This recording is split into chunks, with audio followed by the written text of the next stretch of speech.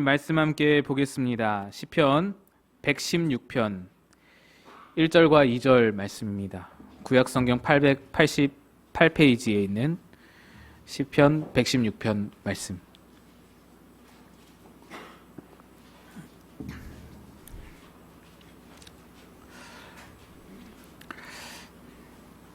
시편 116편 1절 2절 함께 합독하겠습니다. 시작.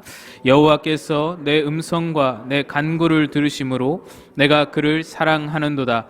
그의 귀를 내게 기울이셨으므로 내가 평생에 기도하리로다. 아멘. 기도하겠습니다. 하나님, 다시 주님 앞에 섭니다. 주의 은혜를 구하며 주의 말씀을 바라며 주님 앞에 섭니다. 우리에게 말씀하여 주옵소서. 성령께서 친히 역사하시어 우리의 마음이 말씀으로 감화하는 거룩한 시간 되게 하여 주시옵소서. 전하는 자는 감추시고 주의 은혜만 드러나길 소망하옵고 예수님의 이름으로 기도드리옵나이다. 아멘. 성경 말씀을 보면 기도하라는 명령이 굉장히 많이 나옵니다. 구하라, 찾으라, 두드리라. 우리가 잘 아는 말씀들. 쉬지 말고 기도하라. 항상 성령 안에서 기도하라. 시험에 들지 않게 깨어 기도하라. 정신을 차리고 근신하여 기도하라.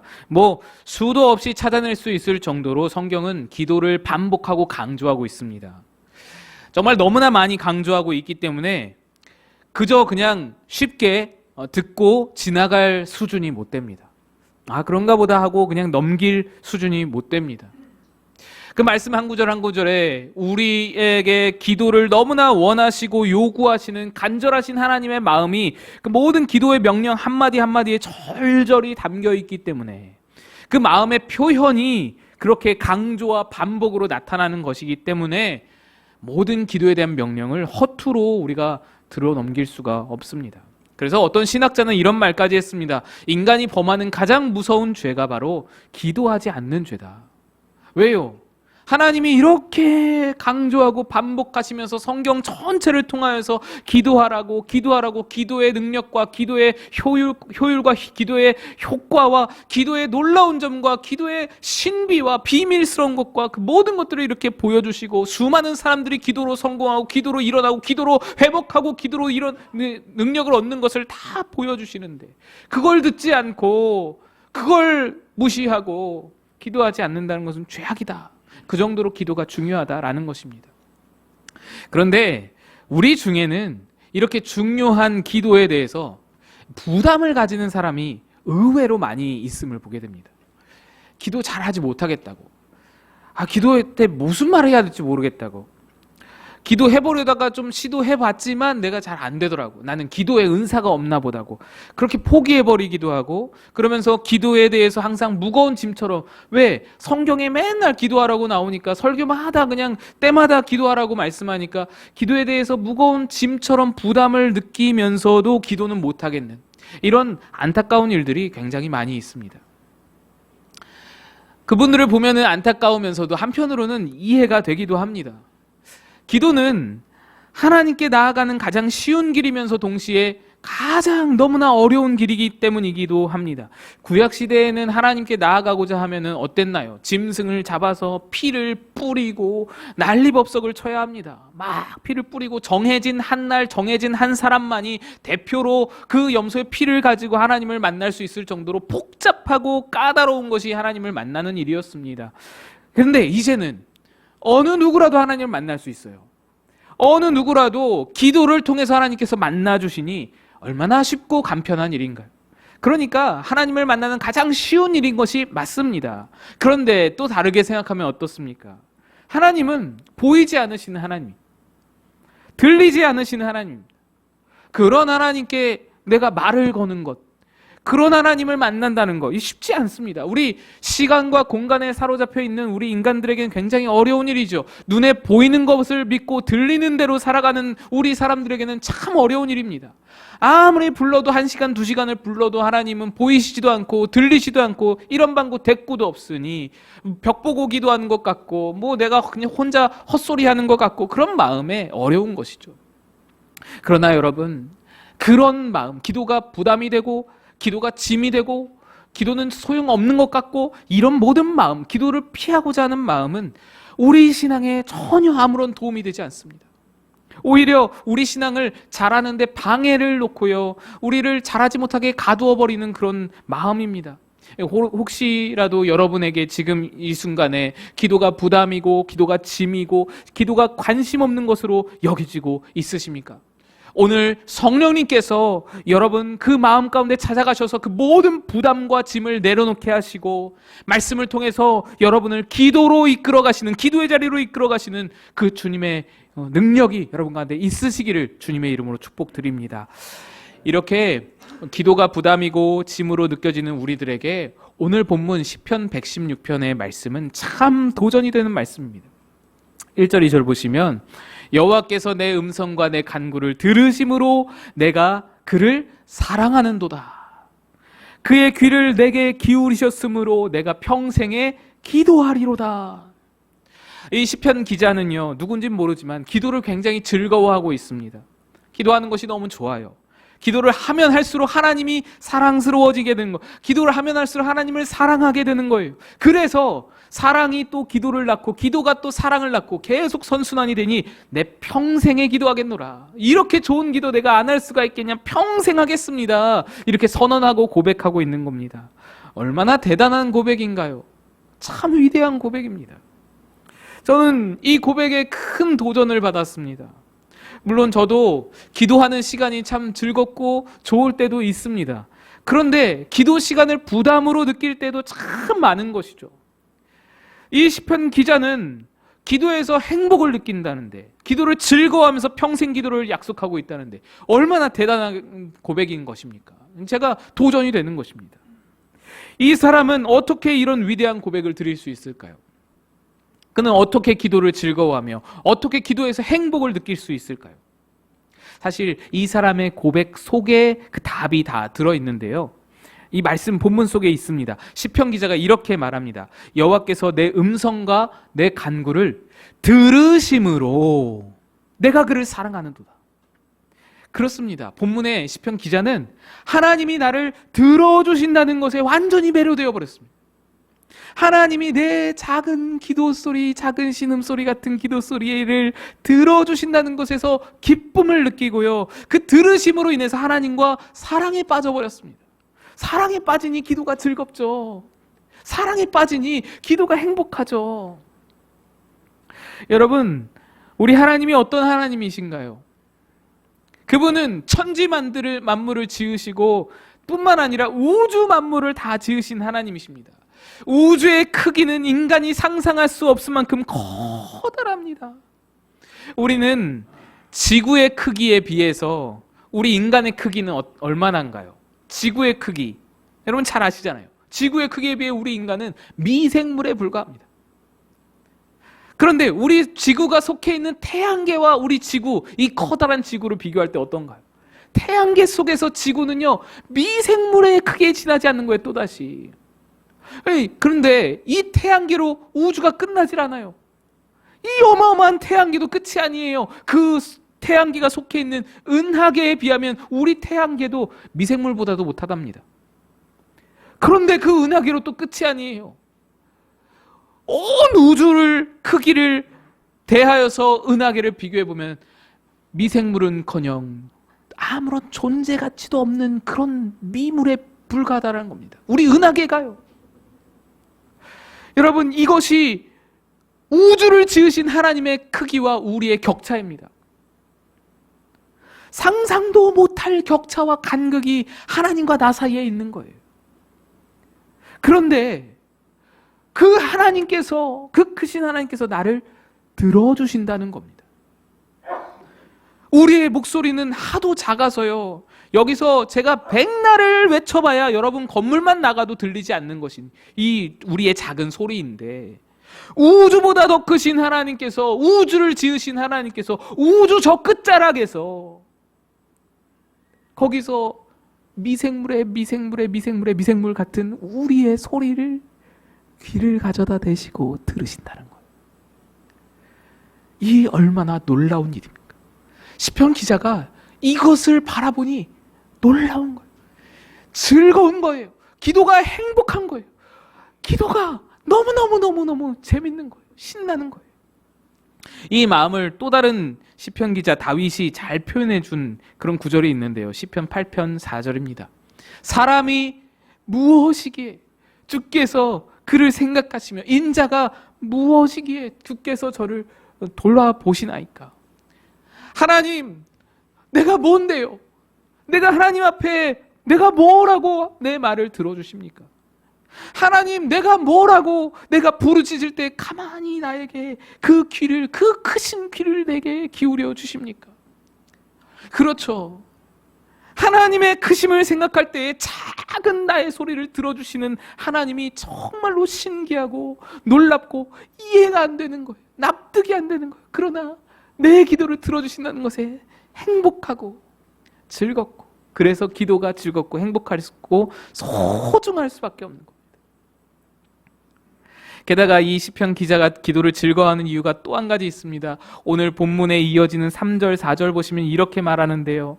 사망의 줄이 나를 두르고 스올의 고통이 내게 이름으로 내가 환난과 슬픔을 만났을 때 내가 여호와의 이름으로 기도하기를 여호와여 주께 구하오니 내 영혼을 건지소서. 이 사람이 지금 기도를 했는데 어떤 환경이었냐? 사망의 줄이 나를 두르고 스올의 고통이 나를 감싸고 내가 환난과 슬픔을 만났다는 거예요.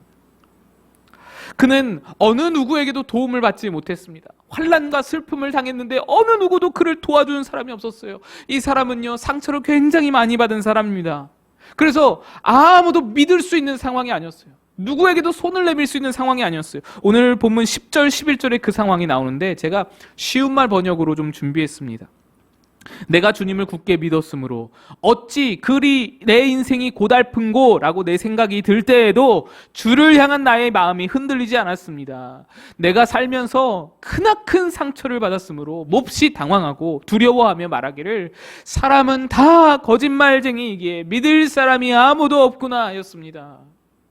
여러분, 이 시편 기자는요, 수많은 사람들의 거짓말에 속았고요, 수많은 사람들에게 상처받았고요, 내게 호의가 있구나 해가지고 좀 믿을 만하다 싶으면은 그냥 내게 상처를 주고 내게 거짓을 말하고 중상모략하고요, 자신을 도와주리도 아무도 없고 나에게 손 내미는 자 하나도 없는 그런 상황에서 더 이상 방법이 없어서, 더 이상 의지할 곳이 없어서, 기댈 곳이 없어서, 그래서 하나님께 기도했던 자입니다.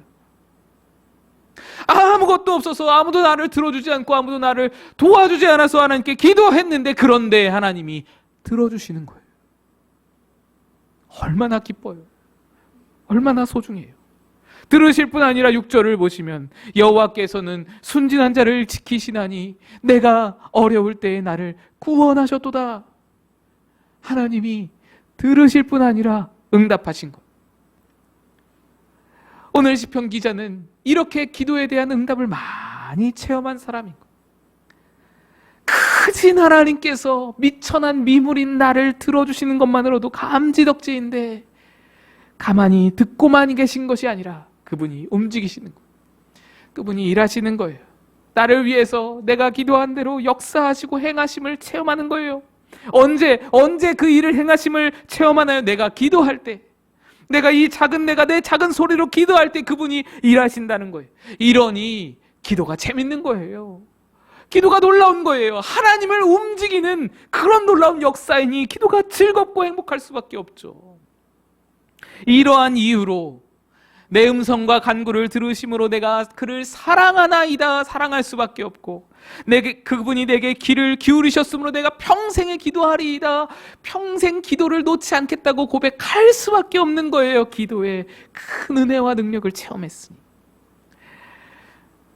그런데 여러분, 사실 우리는 이 시편 기자보다 형편이 훨씬 더 좋습니다. 기도할 형편이 훨씬 더 좋은 거예요. 시편 기자는요, 구약 사람이었잖아요. 그래서 하나님을 아버지라고 부를 수 있는 기회가 없었어요. 권한도 없었습니다. 이 세상에서 하나님을 아버지라고 최초로 부르신 사람은 예수님이세요. 예수님이 하나님을 아버지라고 최초로 부르시면서 그 아들의 자격을, 그 자녀의 권한을 우리에게 열어주셨습니다.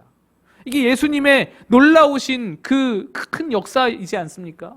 그래서 하나님 아버지 앞에 기도하면서 예수님이 자꾸 아버지 그러니까 사람들이 신성모독이라고 잡아다가 계속 괴롭히고 그런 거예요. 예수님이 최초였어요. 아버지라고 부른 최초의 사람. 왜 우리에게 그 권한을 주시기 위해서 최초로 그 문을, 그 길을 열어주신 거예요. 아버지로 부를 수 있는 권한, 하나님을 아빠 아버지로 부를 수 있는 권한. 게다가 그 아버지는 근엄하고 엄격하고 무서우신 아버지가 아닙니다. 한없이 따뜻하시고 자애로우시고 인자하시고 자비를 베풀어 주시는 아버지이십니다. 그래서 기도를 좋아하고 하나님을 사랑했던 이 시편 기자라도요, 평생을 기도하면서도 한 번도 하나님을 아버지라고 부르지 못했어요. 그런데 우리는 어때요? 밤낮 없이 부르는 거예요. 밤낮 없이 아빠 아버지 부르는 거예요. 그래서 사도 바울도 이렇게 말하죠. 로마서와 갈라디아서를 통해서 너희가 다시는 무서워하는 종의 영을 받지 않고 양자의 영을 받았으므로 아빠 아버지라고 부르짖느니라. 여기서 아빠는요, 다른 의미를 갖고 있지 않아요. 아람어로도 아빠인데요, 우리가 쓰는 아빠랑 똑같은 아빠입니다. 우리가 아이들이 아빠를 부를 때 그 용어가 예수님이, 이 바울이 말한 아빠예요. 그러니 친근한 아버지 그대로의 의미를 담고 있는 겁니다. 원래는 아무도 부를 수 없는 호칭, 아빠의 호칭인데 하나님이 친히 자진해서, 여러분, 우리가 뭐 자격이 돼서, 우리가 뭐 열심히 해서, 우리가 뭐 노력해가지고, 우리가 의로워서 하나님이 아버지 되신 것이 아니고요, 우리의 공로로 아버지가 되는, 아버지의 자녀가 되는 권한을 우리가 쟁취한 게 아니고요, 하나님이 자진해서 우리의 아버지가 되시겠다고 내려오신 거예요. 하나님이 자진해서 우리의 아빠 하시겠다고 오신 거예요. 그 자리를 차지하신 거예요. 친히 아버지 되시고 우리를 자녀 삼으셨기에 이제 하나님을 아버지라고 부를 수 있게 된 겁니다. 또 그분이 우리를 얼마나 사랑하시는데요. 그래서 여러분, 그래서 그분이 우리를 들으시는 겁니다.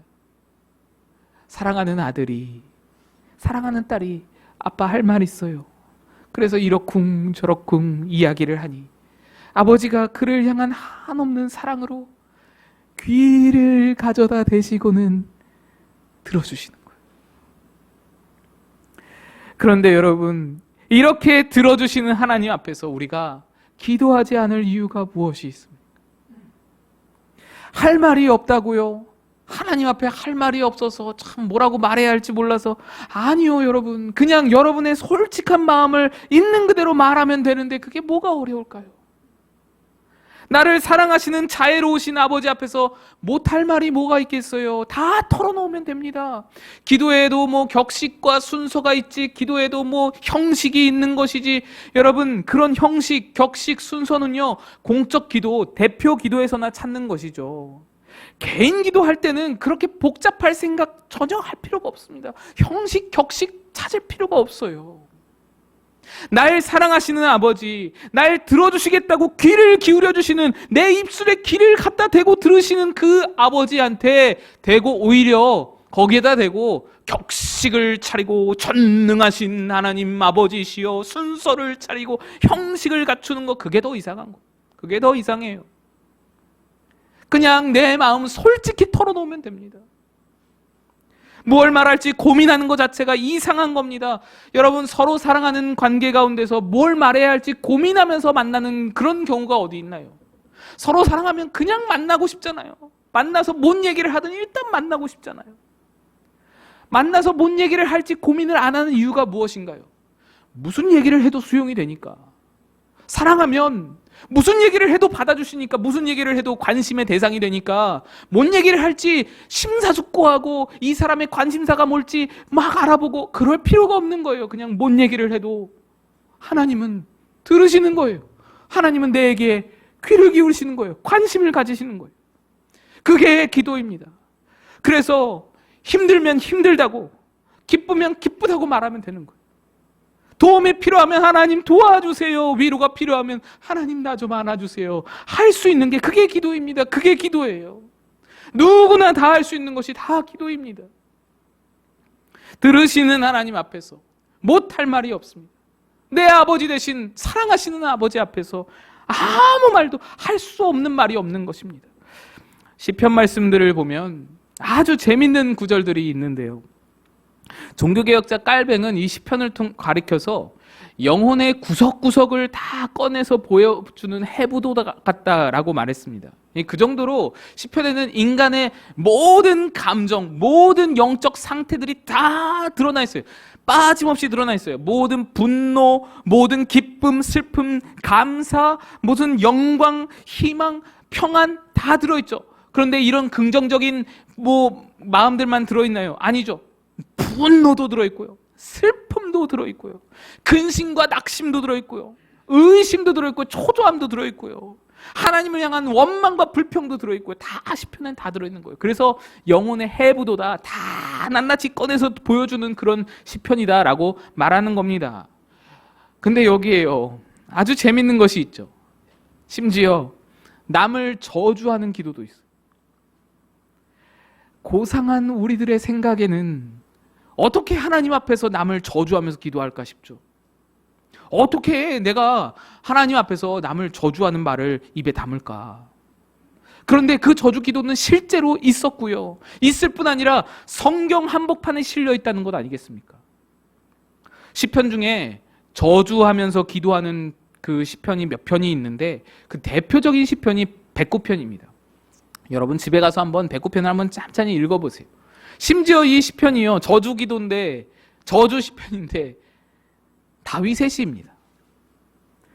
다윗이 너무너무 힘들어서 그 힘든 환경에서 사람들이 다윗을 괴롭히고 거짓말하고 중상모략하고 죽이려고 하고 다윗이 참다 못해서 하나님 앞에 앉아서 막 그들을 저주하는 거예요.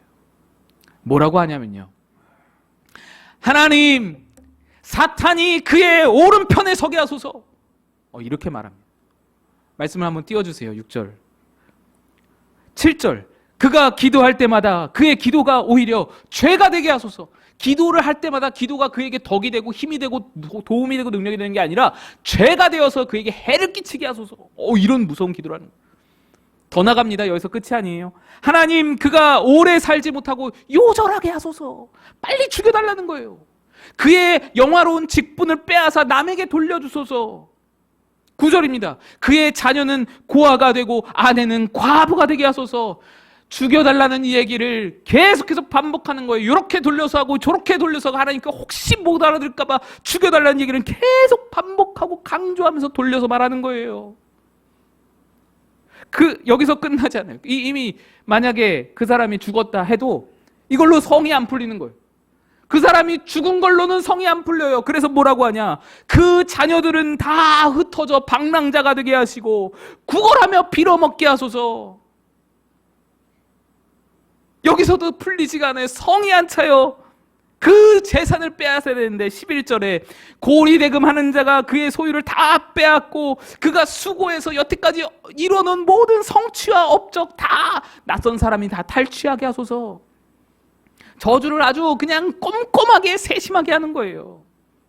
그 다음에도 보시면 그에게 인애를 베풀 자가 없게 하시고 그 고아에게 은혜를 베풀 자가 없게 하시고 그 아버지가 죽어서 그 아들들이 고아가 되었는데 아무도 그를 돌아보지 않게 하시고 자손이 끊어지게 하시고 후대의 이름이 지워지게 하시고 이것만으로도 성이 안 차가지고 마지막에 뭐라고 하냐면 그 사람의 모든 조상들의 죄를 다 그에게 덮어 씌워버리소서.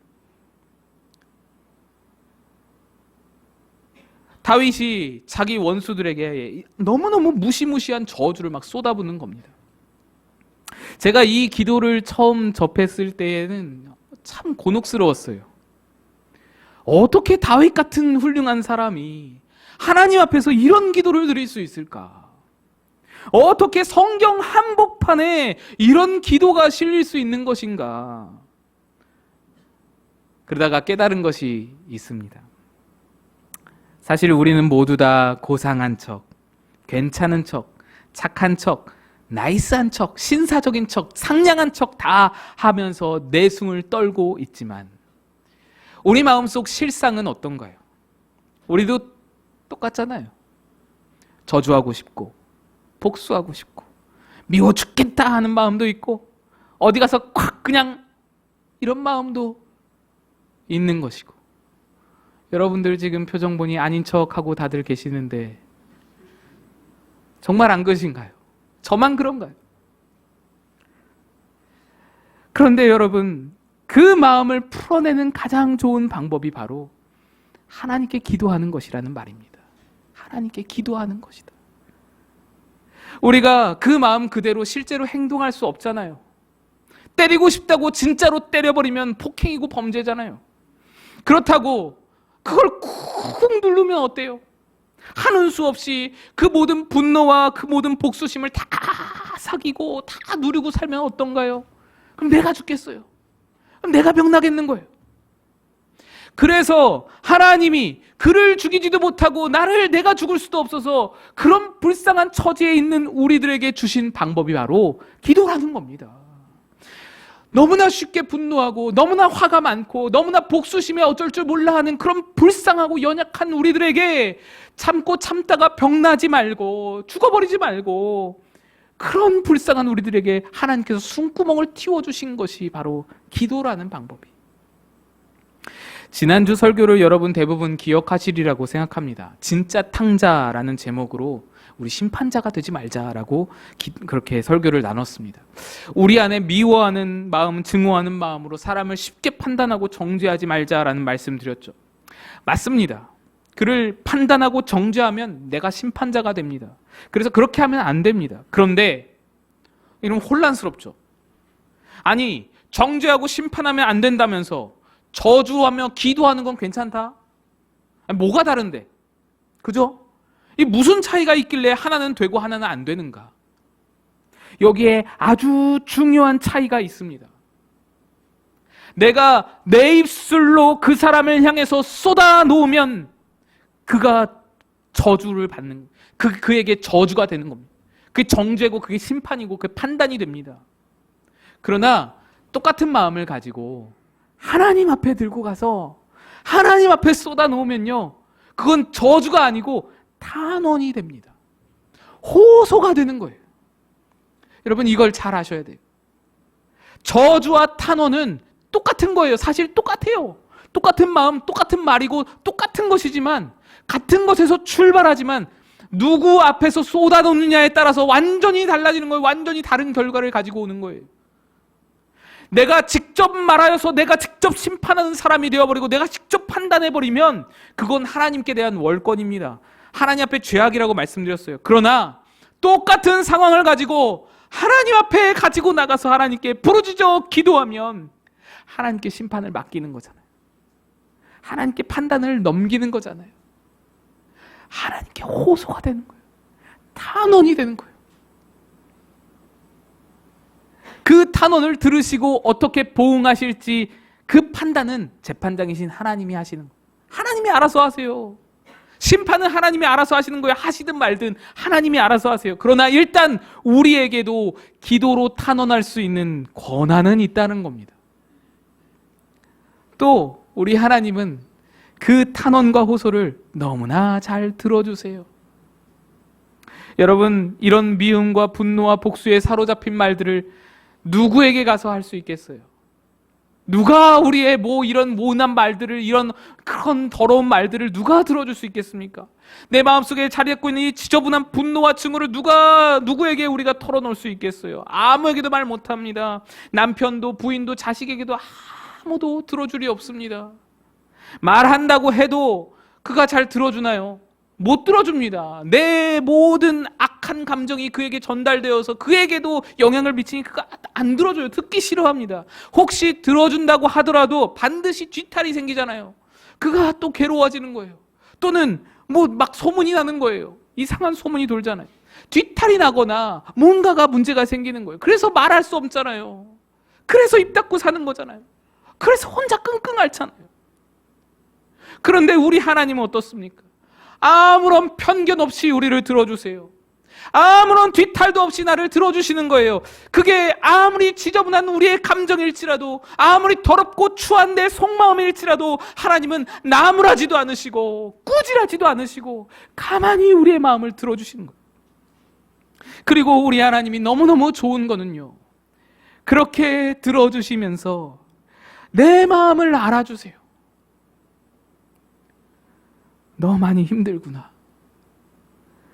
너 정말 많이 지쳤구나. 내가 너를 안다. 내가 네 마음 다 안다. 그 위로가 얼마나 크고 놀라운지요. 이 위로를 경험해 본 사람은 압니다. 이 위로의 크고 놀라움이 나를 압도하여서 결국에는 내 속에 막 들끓면서 난리를 치던 그 분노의 감정마저 다 녹여버리고, 어느 순간 다 녹여버리고, 그 위로의 강물이 흐르고 흘러서 그토록 밉고 그토록 저주하고 싶고 그렇게 분노를 쏟아붓고 싶던 대상마저도 어느 순간 사랑할 수 있을 만큼 내게 은혜를 베푸시는 거예요. 위로를 허락하시는 거예요. 평강을 베풀어 주시는 거예요. 내 마음이 바뀌어 놓는 거예요. 지옥이 천국이 되는 거예요. 그렇게 은혜를 주시는 하나님이, 그렇게 들어주시는 하나님이 우리 하나님입니다. 여러분, 이렇게 내 가장 부끄러운 속마음까지도 하나님께 다 말할 수 있다면, 하나님이 들어주신다면 정말로 못할 말이 없는 거예요. 누군가에게 상처받고 괴로움을 당하셨습니까? 하나님께 일르세요. 하나님께 고자질하세요. 하나님이 들어주십니다. 재정적으로, 경제적으로 어려움이 있으십니까? 하나님께 도와달라고 애걸복걸하세요. 하나님 붙들고 하나님 도와주세요. 애걸복걸하세요. 그분이 들어주시는데요. 경제 상황 전망이 좋지 않아서 불안에 떨고 있으십니까? 금리가 치솟는데 뭐 집값이 떨어질까 봐 전전긍긍 하십니까? 누구한테 털어놓지도 못하고 혼자만 끙끙대고 앓고 계십니까? 그럴 필요 없습니다. 하나님이 계시잖아요. 하나님께 부탁하세요. 하나님께 다 털어놓으세요. 전능하신 하나님 아버지께서 내 아버지 되어주시고 나를 사랑하시면서 나를 듣겠다고 하시는데, 그 크신 귀를 나에게 가져다 대시면서 친히 들으시겠다고 하시는데 못할 말이 뭐지? 여러분, 왜 기도를 마다하십니까? 왜 기도를 주저하십니까? 하나님이 여러분을 들으시겠다고 약속하셨습니다. 예레미야 33장 2절 3절입니다. 이를 행하시는 여호와, 그것을 만들며 성취하시는 여호와, 그의 이름을 여호와라 하는 이가 이와 같이 이르시도다. 3절 다 같이 읽습니다. 시작. 너는 내게 부르짖으라. 내가 내게 응답하겠고 내가 알지 못하는 크고 은밀한 일을 내게 보이리라. 아멘. 그렇습니다. 여러분, 그분께 털어놓으세요. 들어주시겠다고 하시잖아요. 털어놓으세요. 여러분의 속상함, 여러분의 괴로움, 여러분의 근심, 여러분의 불안함, 분노, 미움, 걱정, 의심, 불신, 여러분 혹시 하나님을 향하여서 원망과 불평이 일어납니까? 그것도 괜찮아요. 그것마저도 우리 하나님 다 들어주십니다. 그분께 나아가세요. 그분께 아뢰세요. 아뢰지 못할 이유가 무엇입니까? 기도하세요. 하나님이 들어주십니다. 오늘 우리가 부를 결단 찬양도 바로 그걸 말해주는데요. 이렇게 찬양이 되어 있습니다. 가사가 주께 고함 없는 고로 복을 받지 못하네. 사람들이 어찌하여 아랠 줄을 모를까. 안타까운 거예요, 이 화자가. 또 이렇습니다. 이런 진실하신 친구 찾아볼 수 있을까? 우리 약함 아시오니 어찌 아니하뢰까? 우리 다 같이 한번 불러볼까요? 3절 한번 불러보겠습니다.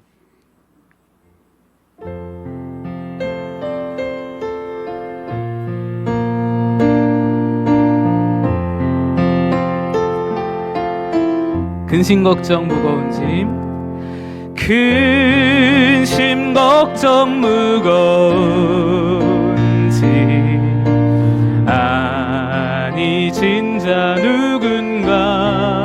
피난처는 우리 예수, 피난처는 우리의 주께 기도드리세, 주께 기도드리세. 세상 세상 친구 멸시하고 너를 조롱하여도 예수 품에 안기어서 참된 위로받겠네. 여러분, 들어주시는 아버지 하나님이 계십니다. 여러분께 귀를 기울이고 들어주시는, 여러분을 기다리시는 하나님이 계십니다. 그분께 나아가 우리 모든 마음에 있는 것을 다 털어놓고 아뢰시는, 그래서 하나님의 복을 누리시는 그런 저와 여러분 다 되시기를 주님의 이름으로 간절히 축복드립니다. 기도하겠습니다. 하나님,